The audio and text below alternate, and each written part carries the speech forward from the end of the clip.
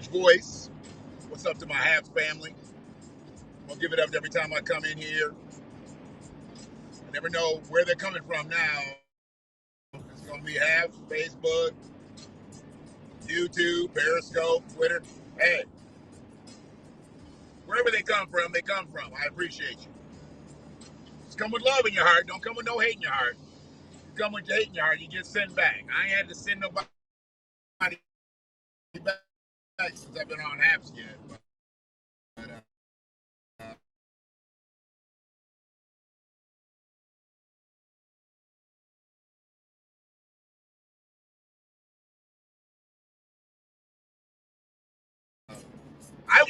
I would hope stay,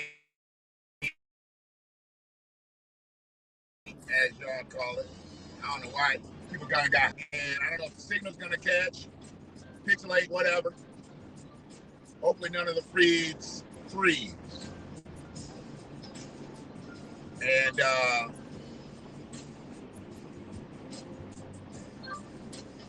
gonna touch on a subject that I know a little bit about because I have biracial kids. I have a multiracial child. So I can speak on this not only from experience, I can speak on it from kids that I've dealt with, parents that I've dealt with, and I can just speak on it from at-large experience of seeing how things go and just where our general ignorance is. We have a general ignorance as parents. And we think everything's going to be everything, and it's not. Just because we're okay, we think everything's going to be okay for our kids. And it definitely is not, because when you're dealing with multicultural situations, you're coming from two different angles. I don't give a fuck if you grew up in the same area.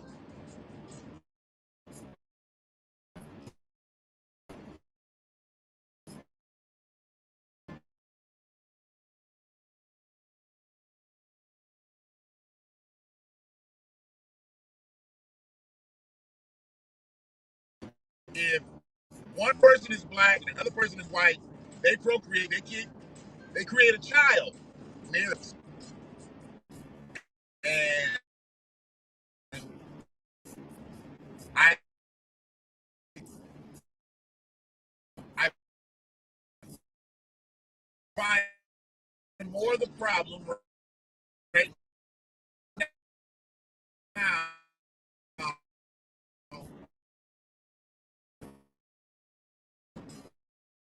with white than I do with white fathers having black children. Works this way. Kids, a lot of times I'm speaking about the sons, because the young black kids are going to grow up to be adults.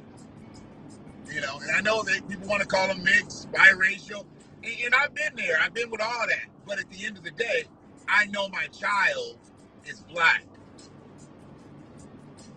I understand what their mothers are. It's never going to change that. But in the United States of America,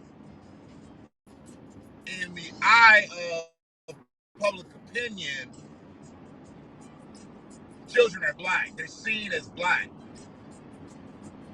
They're not going to break you down when they're about to brutalize you and ask you what nationality are you, what are you connected to. If you aren't white, white supremacy does not care.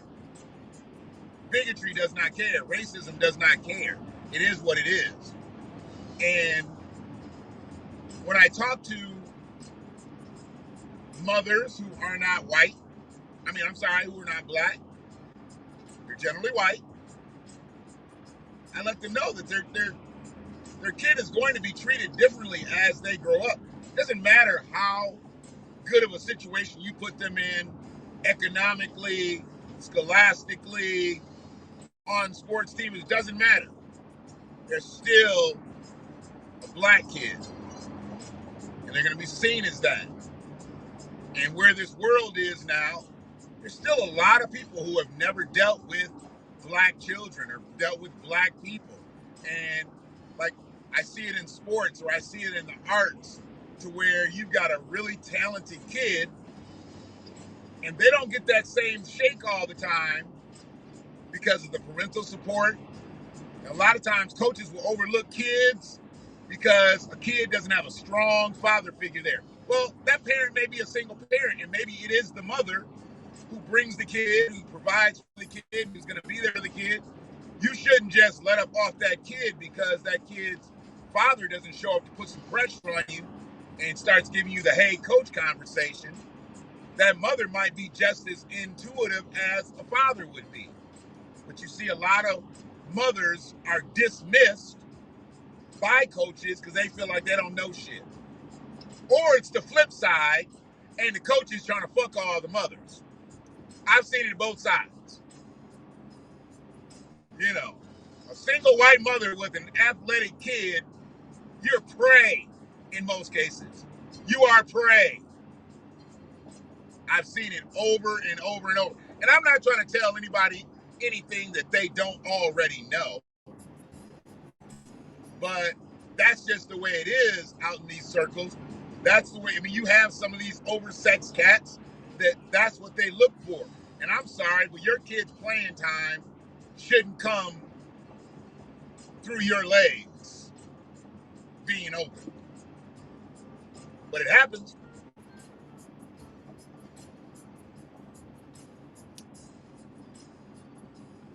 It happens more times than you know. The kids coming up out here, they're looked at differently than a lot of parents think they are. And I try to let them know, you know, once they know that your kid is not white, they're on the black side. They're going to be looked at as a black kid. And in a lot of circles, some people just stereotypically look at a black child as maybe troublesome. Maybe always having some shit they got to go through, you know. And with mixed kids, because we're into the second, third generation of biracial kids, like really climbing. Every now and then you saw a mixed kid, way back in the day. Now you can see some athletic teams, you know, I saw a group of employees, and it looked like it was more mixed kids than it was black kids or white kids. You know, they were mixed with something, but they weren't white and they weren't black. So they were biracial in some way. You see a lot of that. In this area, we see kids that are Asian and white, Hispanic and white, Arabic and white, Arabic and black. It's not just black and white anymore. But whatever that kid is that isn't black, whatever gives them their color, because once they find out that there's something and it doesn't have anything to do with black, that's a whole nother system. It's a whole nother system when a kid is multiracial, but one of the races is not black. They're treated totally different. Just telling you what I know, telling you what I've seen.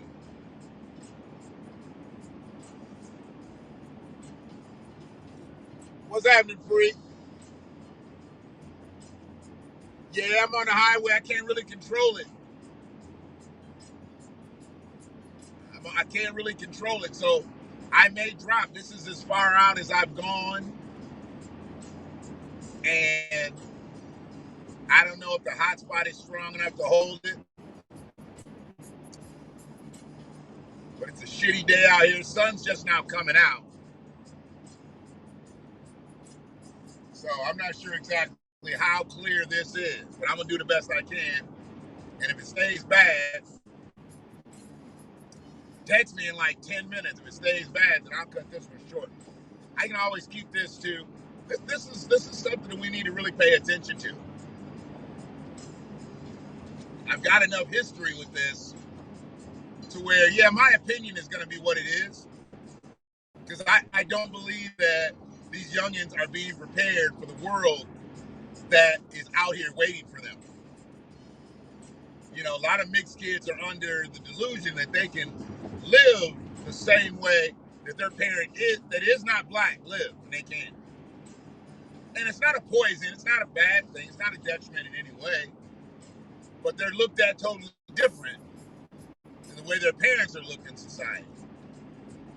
You know.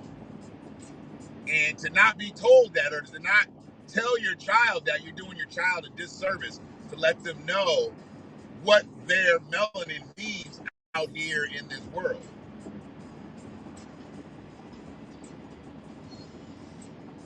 I just try to be as straightforward with people. I'm like, they're going to get kicked. They are going to get kicked. And the reason I'm really bringing this up right now is because of Dante Wright. Dante Wright was a biracial kid. Father was black, mother was white. And he wasn't seen as a biracial kid. He was seen as a black kid. I mean, he was literally seen, he wasn't even seen as a black kid. I would hope they didn't set out to kill a kid. He was seen as a black man. And Dante Wright ended up getting murdered just based on the figure of one big black nigger rule. And he really wasn't that big. He wasn't intimidating. He was young. The amount of officers that are there, they would have been able to handle him nicely if they had to. I don't know exactly what happened, how he got loose, why he got loose, why he went into the car. I don't have any idea.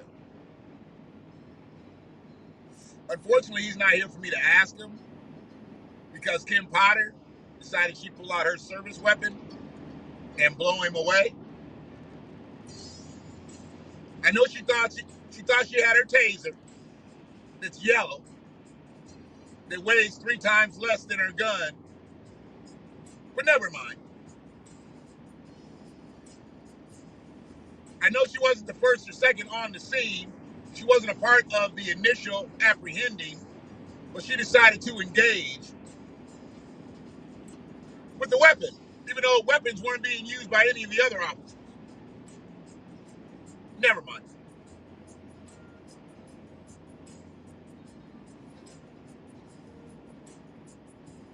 And to yell out, taser, taser, taser, as we look through her body cam and we don't see taser, taser, taser.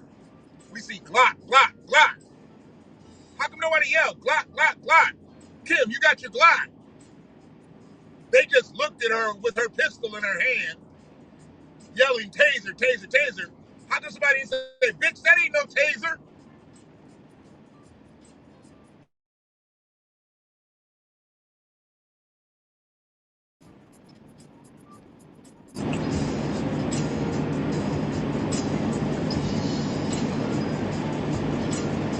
But how come somebody couldn't say that? Like, Kim, you know that's not a taser, right?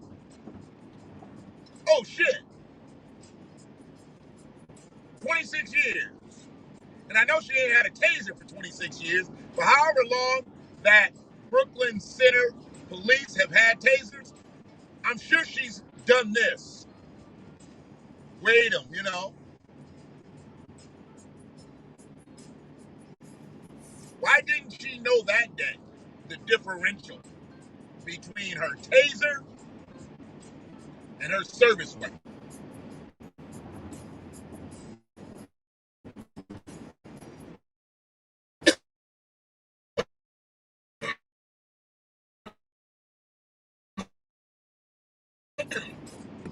She brought sidearms, little ankle strappers that might weigh as much as her taser. Just little boys just to stop you, little stoppers. Might not been as big as her service weapon. But we know the service weapon is about 32 ounces. And no way. I even heard a couple other things. The taser doesn't sit the same way in your uniform. It's inverted. It's going the opposite direction. I don't know this to be true. I heard that when I was watching the Detroit police chief get interviewed. He said it doesn't even sit in your belt the same way. You know if you had the taser or if you had pulled the taser. So whatever. But that's mainly why I'm doing this video is Dante Wright, because Dante Wright's family, probably thought he was good. They were good where they were. They were good. It's probably an acceptable place for biracial children. I mean, you go to a lot of places around here, and you see more biracial kids than you will see black or white kids. You go to Monroe. Monroe has got a ton of mixed kids. Get your ass over, man.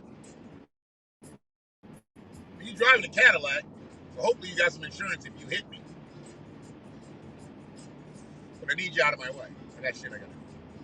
So yeah, if you go to Monroe, you see a ton of mixed kids down there of all flavors. You got black and white, you got Latino and black, Latino and white. Yeah, Monroe is filled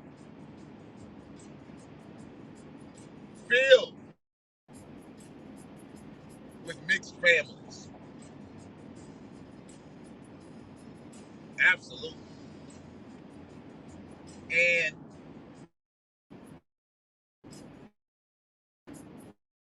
I hate to see some shit's going down now. You're seeing a lot of kids, they ain't all the way black. They mixed. A lot of kids are getting in trouble down that way. And they don't be black kids.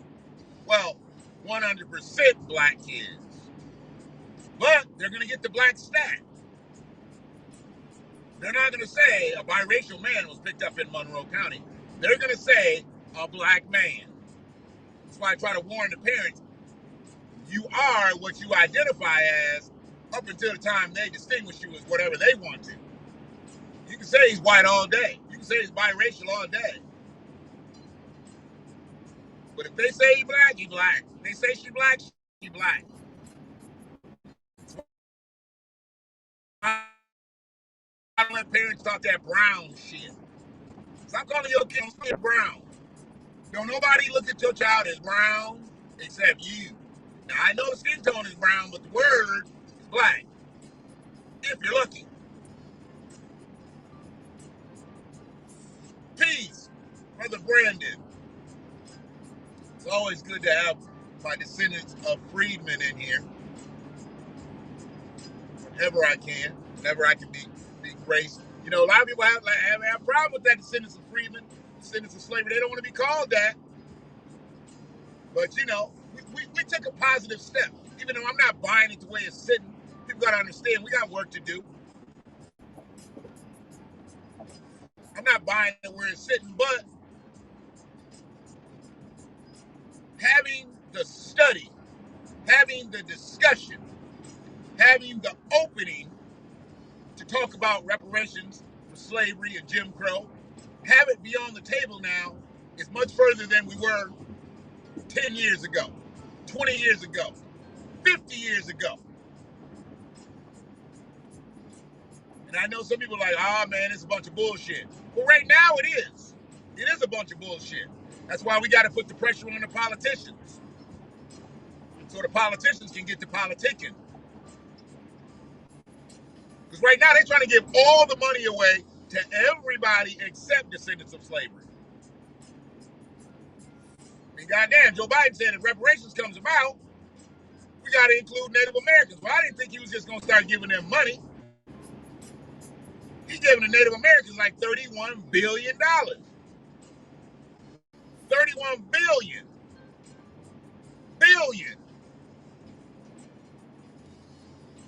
He has not signed one executive order for African Americans. I'll say it. Use shit. He has not made one executive order for African Americans yet, but he's made tons of executive orders for everybody else. Even undocumented motherfuckers. Even people that aren't supposed to be here. Hey, I get it. You're making your trek. You're seeking asylum. I get it. Have family understand. I got a certain relationship with immigration. It's not that I'm against it. I'm just for it the right way. Get your papers right. Y'all learning me, so I'm going to I'm going to teach you as I go, just as I taught the people who listen to me and they understand. I am not against immigration. I am not against immigrants. But get your paper rights. Don't be over here wrong, stealing the resources. If you're over here wrong, stealing the resources, I got a problem with you. I absolutely have a problem with you. These are not your resources. These are my resources. These are American resources. Don't be over here not being an American, getting resources, or at least seeking to be an American. We need you to be in allegiance of this country. That's why it's called the Pledge of Allegiance.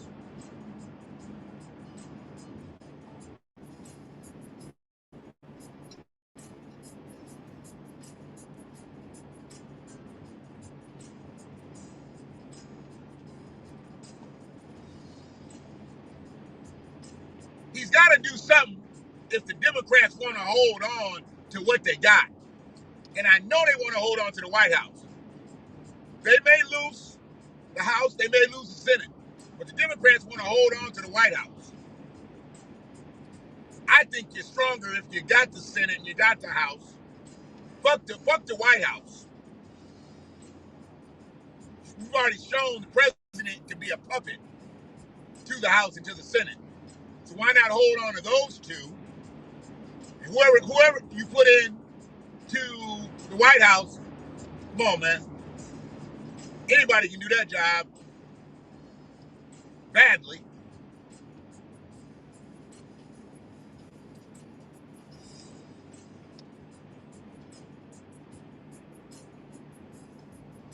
We just need to understand that redress is our rite of passage. Redress. Repair. We're not asking for anything that we are not owed. We're not asking for a handout. If we were going to ask for an executive order, it would be yes. Sign over a commission for reparations. Not a study for HR 40, a commission for reparations. Let's figure out how we need to go. And we've got outlines, we've got data of the way things can go. It's not going to hurt this country any more than what's hurting this country right now. Just doling out checks. Put us where we need to be. Take us out of struggle status. Take us out of bottom caste status. And you'll see how things really ball out here. But see, if you keep us in the bottom, when you need us really in the middle, what's going to happen is going to happen. And it's about to get chaotic out here. Because like that Proud Boy mentality, that's not real. We're not about to go under bigoted, violent white supremacy. We don't have that. We don't have that. We saw that yesterday with the black family that walked on over to Sergeant whatever his name is after he traumatized the young brother in the neighborhood. The way I saw that as us galvanizing, us getting behind one another and saying, look, you're not just going to do this to us here. On this situation, we got this. That's the way we need to be on reparations. That's the way we need to be on black agendas. That's the way we need to be on our local politics. We need to stand in unison. We're not always going to agree with one another, but we need to stand in unison. That's our biggest problem. It's our biggest problem, and they know that's why we can't gain power, because we can't get on code with one another. Even though you had 88% vote for Hillary Clinton, you still had 6% black people that voted for Donald Trump. And that 6% got him in office. Now, he won all them other shits too. But I'm just saying, this time, you may have had more people vote for Donald Trump. mean, Donald Trump had more votes than Barack Obama did twice. And I know they're going to say Joe Biden had more votes than anybody ever. Joe Biden had COVID.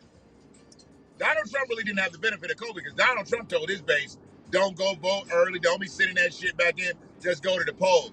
Donald Trump took a majority of 75 million people to the polls. Where Joe Biden just beat him by, 7,000 or 7 million votes. And he had the advantage of the early voting and all that shit. That was COVID driven. This election will have an asterisk by it. COVID-19 election. The next election is not going to be dictated by COVID. So Joe's going to have to win on his own merits. He says he's going to run again. I don't think he's going to run again, and more so, I think Joe is just about up out of here. Joe is putting Kamala in charge of a lot of shit. He's putting her in front of a lot of shit. Everybody's like, man, she don't be in front of the cameras like she used to. She don't have to be. She's running right now. She's running into a lot of shit.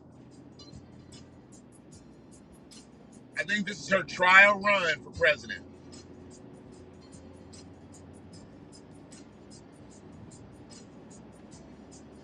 Joe looks beaten down already. Looks like this first 100 days is just really took him under. And it is what it is. You wanted the job, dog. If you weren't healthy enough to do the job, you shouldn't have ran. Or walked swiftly. You wanted to be the man. You finally wanted to be the man. This is Joe's fourth attempt. It's his fourth attempt at being president. He wanted to do it before he died. I get it. Everybody's got that one thing they want to do before they die, you know. That was Joe's thing.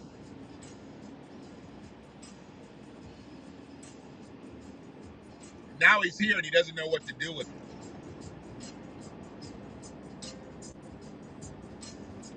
But I can tell you, if they don't act on Black America, descendants of slavery in particular, not Black immigrants, Black America. They don't act for us this time. If they don't push towards reparations, a full schedule of reparations, not this meatless HR 40. We need a stack 'em bill. Generational bill. This is not a one time. This is not a one-hitter quitter. This is a generational bill. We're talking 19 generations of slavery, Jim Crow, redlining, mass incarceration, peonage, sharecropping, Reconstruction,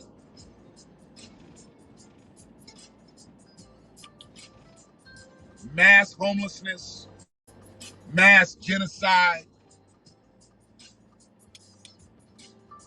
political starvation.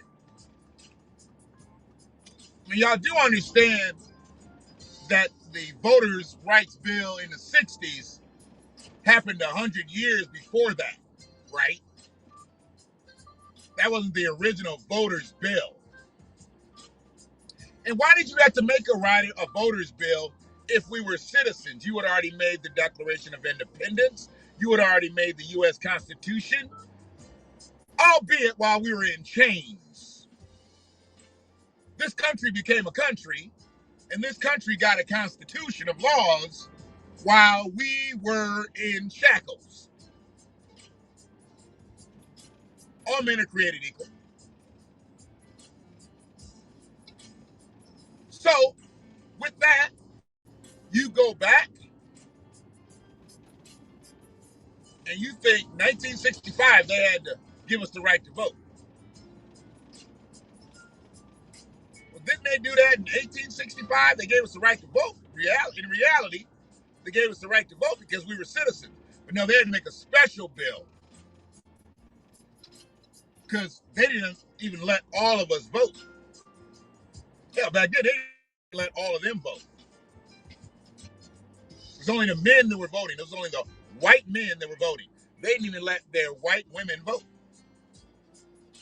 See, and this is why the whole women's lib movement came along, because they wanted to be liberated from their men who had been oppressive to them. How the fuck do you think they've been to us? So the women's lib movement came along, equal rights and all this shit. And then black people jumped into that, and it was just like, no, wait a minute, we got our own fight. They're fighting to be liberated from their men. We're fighting to be liberated, period. They're only in mental bondage. We were in physical bondage. It's totally different. Totally.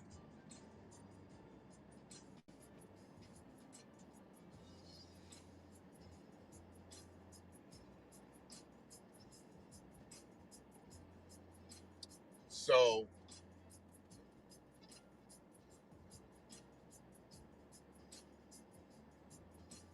yeah. I mean, reparations is just, it's repair. And that's what most people can't understand.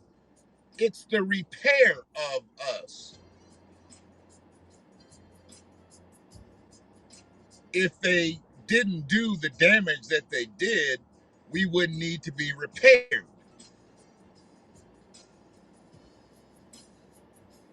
Some people come here and get benefits, get resources, get tangibles, and they've had no damage done to them.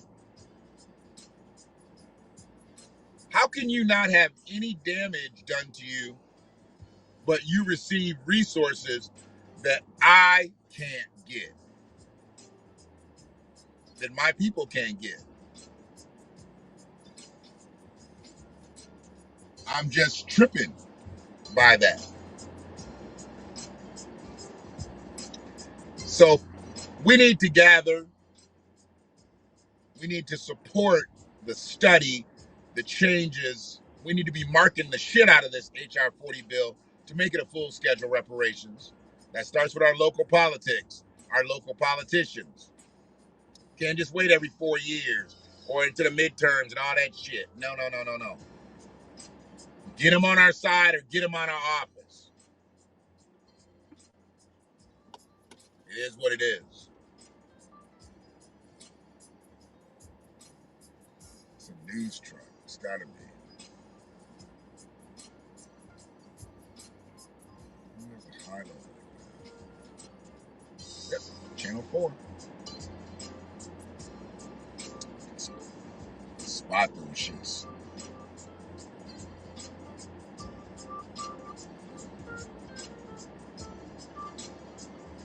So yeah, man.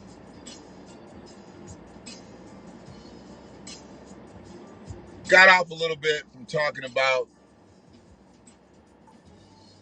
black children of biracial couples. Because children are black. I'm not going to get our one drop rule in here today, but you just have to understand your children are black. You cannot raise your child as a brown child, as a biracial child, as a multicultural child. Understand, in the United States of America, they are seen as black. It has nothing to do with how you salute and support the cultures and the multi-ethnicities. How they're seen in America is what counts. We got one chance to get this right. We got one chance. I don't even know who that is. I'm about to get on Facebook, see if I can see some of these comments. My son-in-law just passed his OT exam.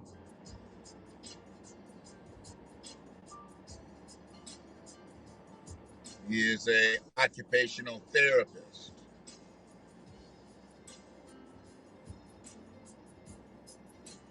You are now a certified OT. That's beautiful. That's beautiful.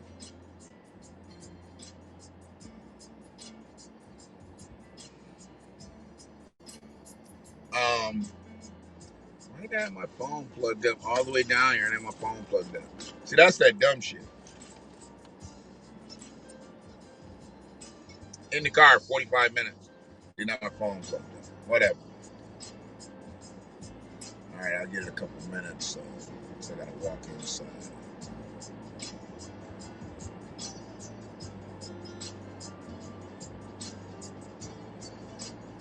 So we just have to be mindful when we know people. Don't let people be blind out here. Some people are naive to think, well, I'll get my kid through. I've got a good job. We stay in a good area. It don't matter. They're black. And if they run into a race soldier, there's going to be issues. They got to know how to handle themselves with the race soldiers.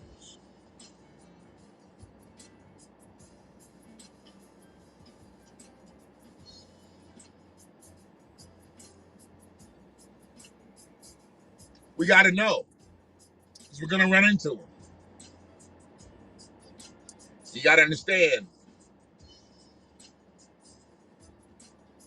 situations like the Proud Boys, Salvadorian, Canadian, Samoan. Those aren't even white people. These are other people. These are immigrants coming to America to brutalize black people. Hell, some of them are brutalizing white people.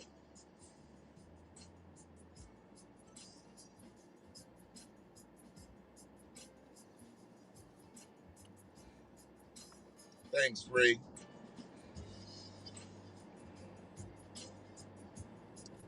Wayne definitely thanks you.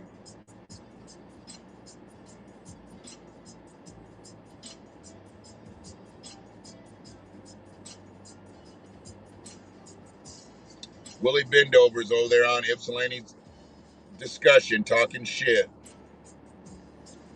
He's a white supremacist. He's a bigot. I mean, it's all good. I just let him be who he is. I just let Willie Bendover be who he is. He doesn't even live in Ypsi anymore. I don't even know why he likes to speak on Ypsilanti issues. I don't know why he has his mind in Michigan if he's in California.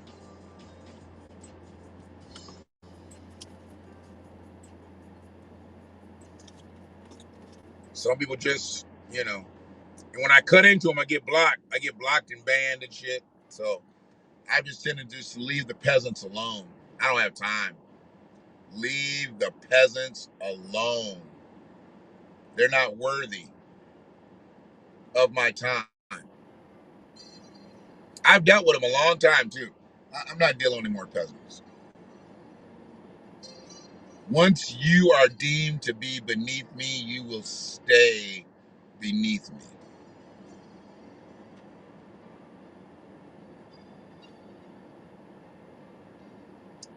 Under. So yeah, man.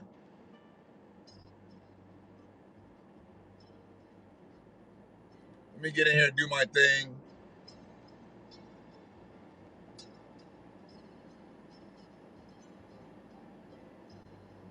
And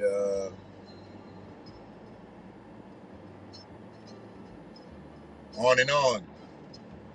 Appreciate your help, family. YouTube, Facebook, Twitter, Instagram, Periscope, wherever it's going to show up, Twitch. They're all subscribed to.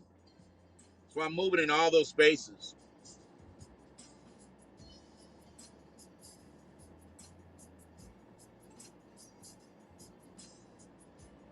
So yeah, man, it is what it is. It is what it is. Absolutely knew what weapon she had. Absolutely. Just disheartening to just think that she's fooling these people like, Oh, man. She thought she had, what? Come on, man. Y'all ain't never held a gun before? Fuck's wrong with y'all? Fuck is wrong with y'all? Y'all not fooling me.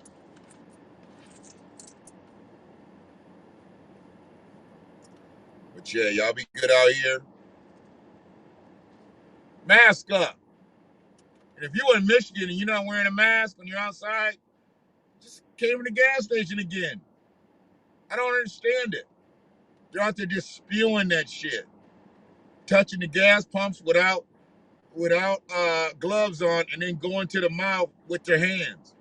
So you putting somebody else's shitty hand on the pump, and they go into the mouth with it. Y'all remember I showed you the deep cut? She had her hand all the way in, wrist deep, and then went right to the gas pump. Nasty. Nasty. They out here. They out here, man. Subscribe to the YouTube channel, The Black Watch. Definitely subscribe to this Haps app. Create that digital footprint for me, a like or a comment, anything. Don't really matter. Just let me know you was here. If you're just lurking, I get it. I've already seen some of my topics show up right after I did them. People are, I'm waking people up. Not gonna get a lot of views at first, I get it. But within, I've seen, literally, categorically, what I said, somebody else spoke on it a couple hours later. So it's an insightful platform. People can talk about the same shit. I don't feel like they biting off me. They bring it from a different perspective. That don't matter to me. Just don't bring nothing motherfucking up false. That's when I get in that ass. Especially about black folks. You tell lies on us, I'm bringing the truth. One love.